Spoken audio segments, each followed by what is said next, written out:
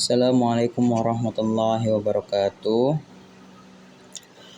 Perkenalkan, nama saya Muhammad Al-Kifari dari Fakultas Agama Islam, Prodi Ilmu Al-Quran dan Tafsir. Di sini saya akan menjelaskan tugas ujian tengah semester Ulumul Quran. Yang pertama itu ada nuzulul Quran. Yang kedua asbabun nuzul. Yang ketiga nasikh dan mansukh. Yang keempat yaitu muhkam dan mutasyabih. Yang pertama yaitu ada nuzulul Quran. Nuzulul Quran adalah turunnya Al-Quran sebagai mukjizat yang kekal kepada Nabi Muhammad SAW dan umatnya. Dan Al-Quran menjadi mukjizat yang abadi. Mukjizat yang abadi bagi Nabi Muhammad SAW hingga hari kiamat. Mukjizatnya Nabi Muhammad ini itu sifatnya waqi'iyah. Tapi mukjizat para nabi terdahulu itu sifatnya hissiyah, terlihat dan selesai mukjizatnya setelah wafat atau diangkatnya seperti Nabi Isa alaihissalam. Adapun Al-Quran turun dalam 2 tahap, marhalatul ula dan marhalatul tsaniyah.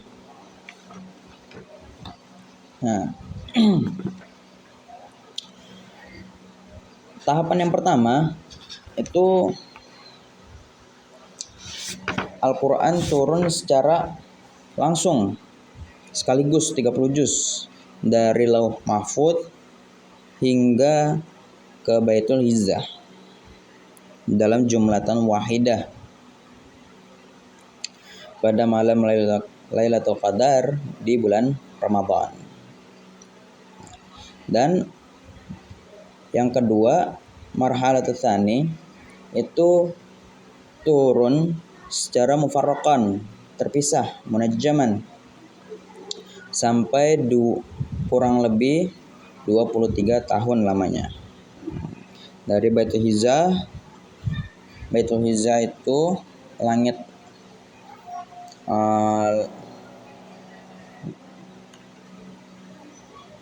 bawahannya daripada langit itu ke bumi. Turunnya Al-Quran dari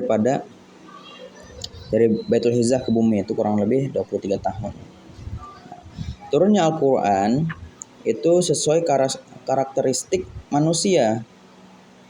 Manusia bertahap-tahap dari kecil, dari bayi, dari kecil hingga dewasa sampai tua, itu bertahap, berkarakteristik Al-Quran. Kenapa Al-Quran diturunkan secara mufarraqan, munajjaman? Dikarenakan agar mudah dipahami dan mudah dicerna oleh manusia.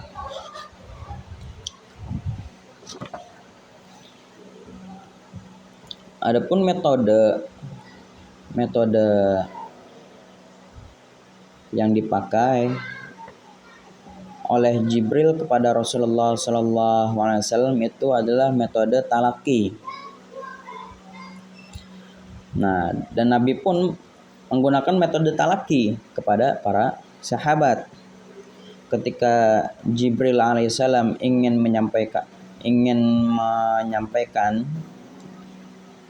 mengirimkan wahyu daripada Allah, itu Jibril alaihissalam menyamar sebagai salah seorang sahabat yang paling tampan, yaitu Dihya al-Kalabi,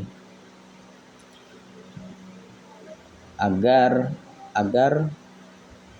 gampang lebih terlihat oleh Nabi Sallallahu Alaihi Wasallam. Terkadang ketika Jibril Alaihissalam datang kepada Nabi, para sahabat itu tidak menyadari adanya datang Jibril. Para sahabat tidak melihat, sebagaimana yang diriwayatkan di kitab Al-Bayan. Nah, ketika itu Nabi menerima wahyu itu umur 40 tahun. Nabi mulai menghafal Al-Quran itu umur 40 tahun. Dan adapun ayat-ayat yang pertama diturun dan ayat yang terakhir diturunkan, ayat yang pertama adalah surat Al-Alaq 1 sampai 5. Iqra bismi rabbikal ladzi khalaq sampai 5. Nah, di sini banyak yang ikhtilaf tentang ayat yang terakhir diturunkan daripada Quran. Yang pertama ayat tentang riba. Yang kedua ayat tentang hutang piutang. Yang ketiga ada ayat al-yauma akmaltu lakum dinakum wa raditu lakum Islam madina. Dan yang keempat itu surat Al-Nasr, idza jaa nasrullahi wal fath. Nah, kebanyakan ayat Al-Qur'an turun secara terpisah, sedikit demi sedikit. Yang terpisah dan sedikit yang secara langsung. Yang secara langsung itu surat Al-Mursalat, surat Al-Falaq, surat An-Nas, dan surat Al-Fil. Nah, setiap surat ini, setiap surat seperti surat Al-Falaq dan An-Nas itu turunnya pasti beriringan dengan peristiwa. Nah, peristiwa apa? Yaitu nanti dijelaskan tentang asbabun nuzul. Asbabun nuzul adalah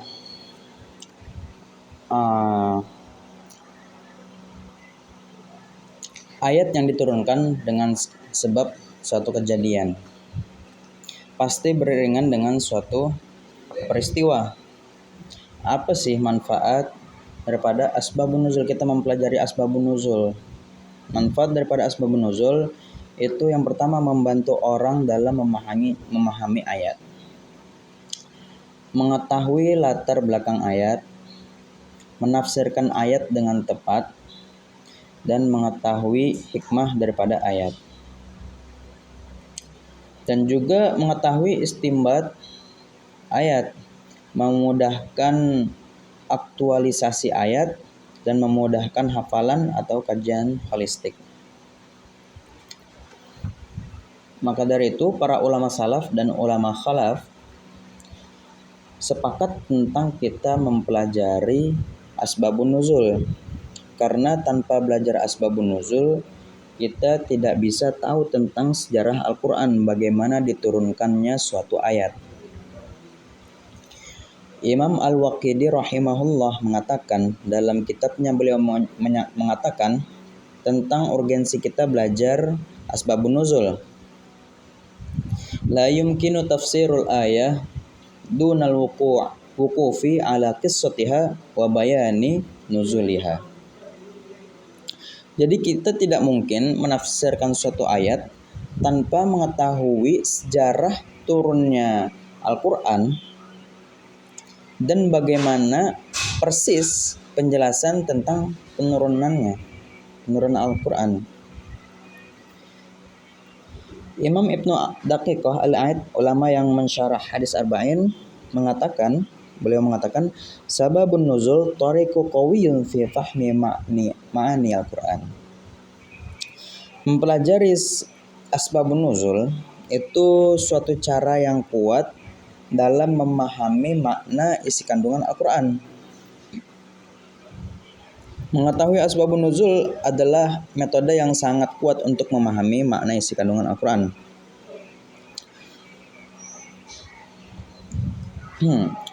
Asbabun itu dari kata sabab, nuzul dari kata nazala, yang artinya sebabnya turun.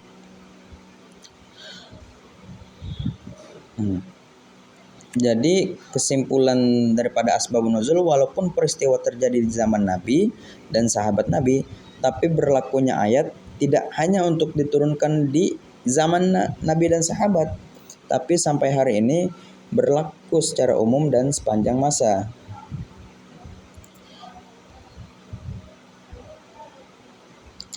Asbabun nuzul, kita belajar suatu peristiwa di mana ayat atau surat itu diturunkan, sebab atau sejarah ayat itu diturunkan.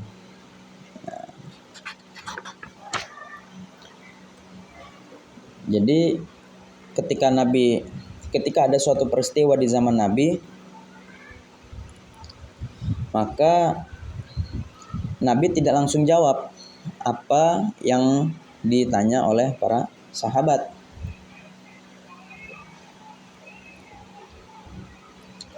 Disebutkan di surat An-Najm ayat 3 sampai 4. Wa ma yantiqu 'anil hawa in huwa illa wahyu yuha. Jadi Nabi ini menunggu wahyu dari Jibril. Tidak langsung menyampaikan yang ditanyakan sahabat langsung dijawab, tidak, akan tapi nunggu wahyu.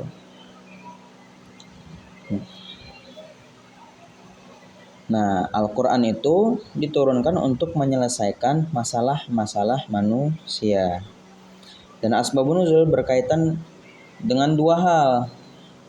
Yang pertama berkaitan dengan masalah peristiwa. Yang kedua terkait dengan pertanyaan para sahabat, orang Yahudi, orang musyrik tentang suatu hal, dan turunlah ayat untuk memberikan sebuah jawaban. Jadi asbabun nuzul sangat penting sekali untuk kita memahami ayat-ayat Al-Quran. Contoh surat Al-Ikhlas tadi. Al-Ikhlas itu ada peristiwa yang berkaitan dengan akidah. Jadi orang-orang jahiliyah dulu berpikir bahwa dengan Tuhannya banyak, maka masalah-masalah mereka yang banyak itu akan terselesaikan. Ada 360 patung di sekitar Ka'bah. Lalu datanglah kepada Nabi menanyakan bagaimana Tuhannya Islam, lalu Tuhannya agama Islam. Lalu turunlah surat Al-Ikhlas.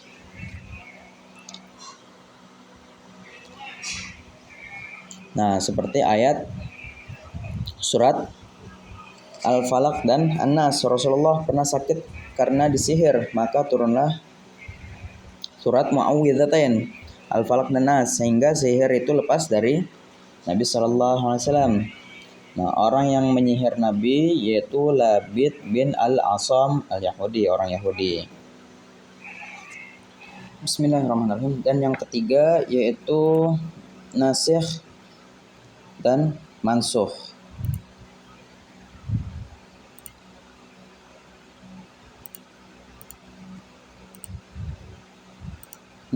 Nasikh dan mansukh secara bahasa, naskh artinya menghilangkan, ibdal atau izalah, mengganti. Adapun secara istilah, hukum syariat yang terdahulu diganti dengan hukum syariat yang terbaru. Contoh, dulu di zaman sahabat dilarang yang namanya ziarah kubur karena menyembah atau minta di kuburan waktu itu. Nah, dulu itu hukum ziarah kubur itu haram. Nah, maka dari itu dimansuh, dianjurkan untuk mengingat daripada kematian dan akhirat. Tuh. Nasikh hukum yang datang belakangan, sedangkan mansuh hukum yang mengganti nasikh. Contoh ayat-ayat nasikh mansuh ini hanya untuk perintah dan larangan.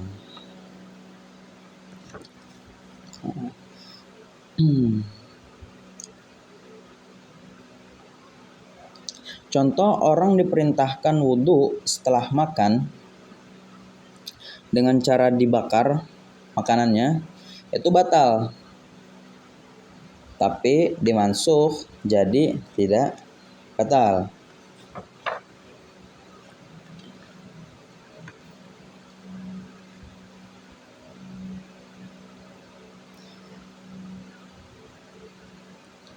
Nasakh itu di Al-Quran ada 3 macam. Ada naskhur radha'ah, dihapus bacanya dan hukumnya. Ayatnya dihapus, dua-duanya dihapus, ayatnya dihapus, bacanya pun dihapus. Itu nasakh radha'ah. Yang kedua ada naskhul hukmi wa baqiyatul tilawah. Dinas tidak ada hukumnya, tapi bacanya itu masih ada. Di surat Al-Anfal ayat 65 dan sampai 66.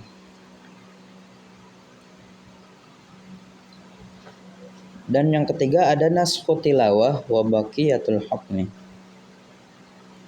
Bacaannya tidak ada tapi hukumnya masih ada. Nah, tentang radha'ah, tentang persesusuan. Nah, sebagaimanapun dengan hukum-hukum syariat, yaitu ada naskhul Quran bil Quran, naskhul Quran bis sunnah, naskhul sunnah bil Quran, naskhul sunnah bis sunnah. Nah, hikmahnya memahami mansukh itu mengetahui tahapan penyempurnaan syariat Islam. Nah, menunjukkan kemaslahatan yang lebih baik, memberikan keringanan kepada umat Islam, menunjukkan kesempurnaan ajaran Islam. Dulu itu ada ayat yang dihapus yaitu ayatnya asy-syaikhu wasy-syaikhatu idza zanaya farjuhuma. Maka ayat itu dihapus dan hukumnya pun dihapus, diganti jadi yang memang sudah diganti. Jadi ayat itu memang sudah tidak ada, di ansukh.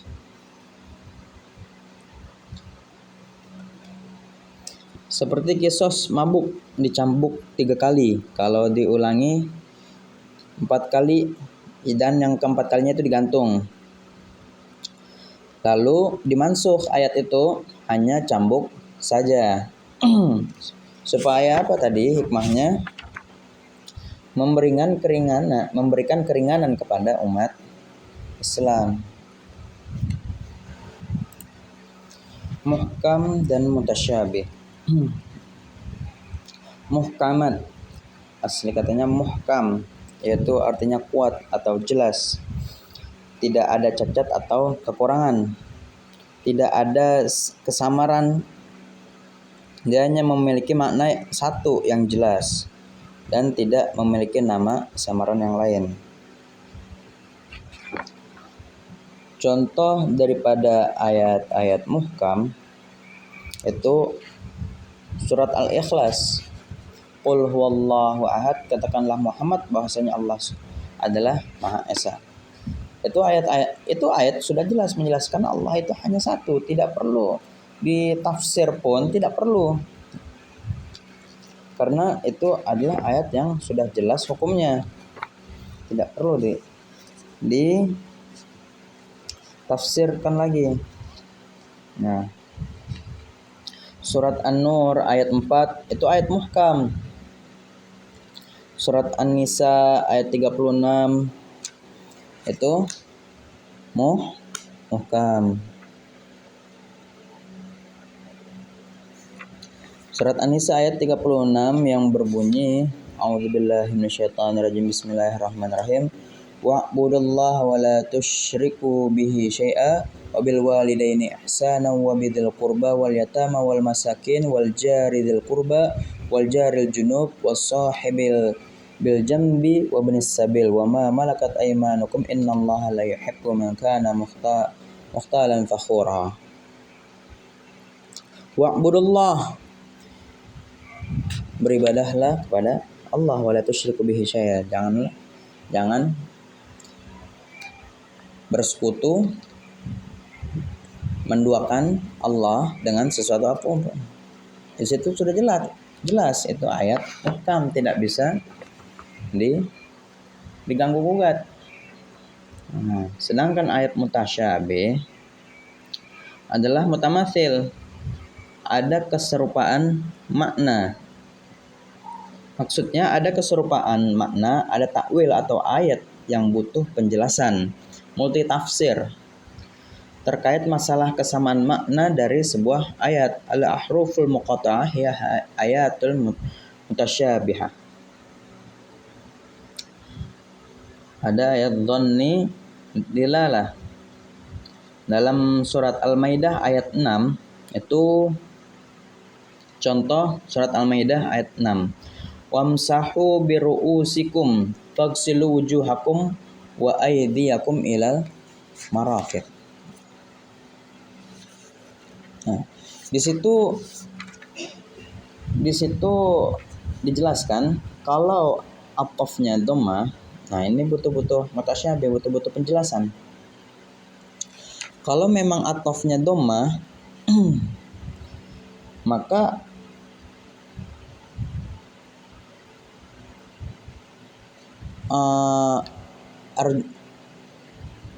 itu kepada arjulik wamsahu biruusikum, maka arjulikum bacanya wamsahu biruusikum wa arjulikum. Tapi kalau atofnya fathah maka itu dinisbatkan kepada faghsilu, dibasuh. Kalau atofnya dhammah itu masuk ke wamsahu, diusap kakinya. Jadi dibacanya wamsahu biruusikum wa arjulikum kalau diatofkan dhammah. Tapi ini di Al-Qur'an itu wamsahu biruusikum wa arjulakum diatofkan fathah, dinisbatkan kepada faghsilu, maka membasuh kaki kalian. Ayat-ayat mutasyabih ini diketahui dengan cara ditafsirkan. Tidak bisa atau tidak boleh secara autodidak. Karena ayat-ayat mutasyabih ini butuh penjelasan yang detail. Butuh tafsir yang jelas untuk menjelaskan suatu hukum. Wallahu a'lam bishawab.